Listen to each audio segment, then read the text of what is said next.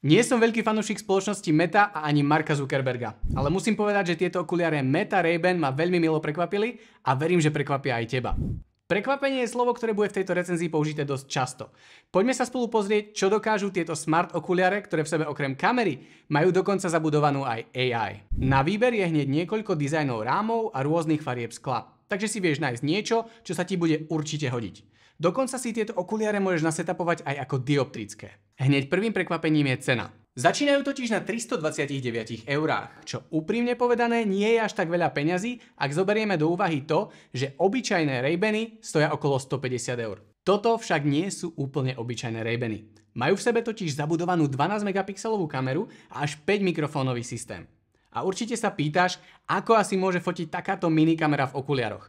Odpoveď je, že prekvapivo dosť dobre. Kamera je širokouhla, takže zachytáva naozaj veľkú časť toho, čo reálne vidíš. To je práve super filozofia týchto okuliarov. Zachytávajú totiž momenty, ktoré reálne prežívaš z pohľadu, z ktorého sa na tieto momenty sám pozeráš. Naviac, nemusíš z decka vyťahovať telefón, spúšťať kameru a fotiť, jednoducho stlačíš tlačidlo a fotka je hotová. Fotky z týchto okuliarov vyzerajú naozaj veľmi pekne. Nemám vôbec pocit, že by boli nedostatočné. Tieto okuliare samozrejme vedia takisto nahrávať aj video. To je takisto v kvalite veľmi dobre. A najlepšie je, že pri natáčaní videí máš voľné ruky a teda zachytávaš naozaj jedinečné zábery aj v akcii.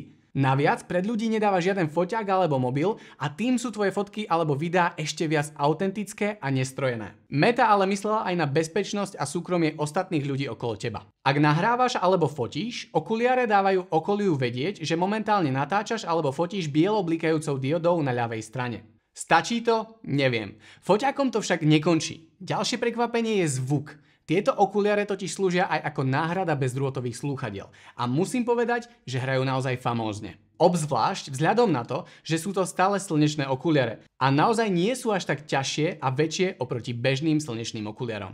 Zvuk je priestorový a detailný, jedine čo tu chýba sú hlbšie basy. To je ale pochopiteľné. O zvuk sa starajú reproduktory umiestnené na hornej časti nožičky okuliarov hneď nad uchom. Zdroj zvuku je tak veľmi blízko ucha a okolie tvoju hudbu nepočuje, pokiaľ ich nemáš samozrejme na úplnom maxime. Povedal by som, že tak ako pri normálnych slúchadlách. Ovládanie okuliarov je naozaj veľmi intuitívne. Na pravej nožičke sa zhora nachádza tlačidlo, ktoré ak stlačíš, vytvorí fotku, no a ak ho podržíš, tak začne nahrávať video s limitom 3 minút. Na boku pravej nožičky sa nachádza dotyková plocha. Potiahnutím dopredu a dozadu pridávaš a uberáš hlasitosť, jedným kliknutím pauzuješ hudbu, dvojkliknutím prepínaš pesničku dopredu a trojitým kliknutím prepínaš dozadu.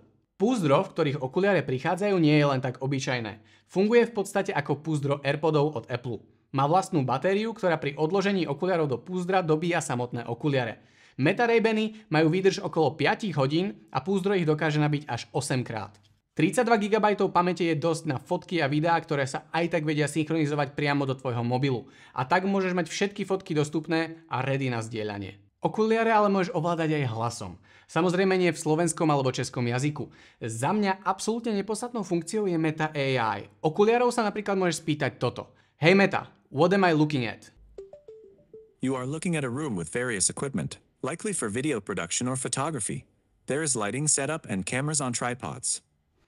Musel som ísť takto vyššie, aby ste počuli, ale v podstate vie to rozoznať to, na čo sa pozeráte. Malý downside tejto funkcie je, že nie je podporovaná oficiálne v Európskej únii kvôli reguláciám. K týmto okuliarom sa je ale celkom ťažké dostať. Ja som ich dostal ako darček a boli objednané z nejakého nemeckého e-shopu. Nie sú teda úplne voľne dostupné u nás na Slovensku alebo v Česku. Musím povedať, že Meta v poslednej dobe doručuje naozaj super hardware. Dôkazom sú nielen tieto Meta Ray-Ban okuliare, ale aj VR headset Meta Quest 3, ktorý ma takisto veľmi milo prekvapil. Alebo najnovšie predstavenie AR okuliarov Orion, ktoré vyzerajú veľmi revolučne. Sú toto okuliare, ktoré sa oplatí kúpiť? Myslím si, že toto je produkt, ktorý je naozaj dobre vyladený a prináša veľmi zaujímavú funkcionalitu do života. Okuliare Meta Ray-Ban sú produkt, ktorý určite môžem odporučiť.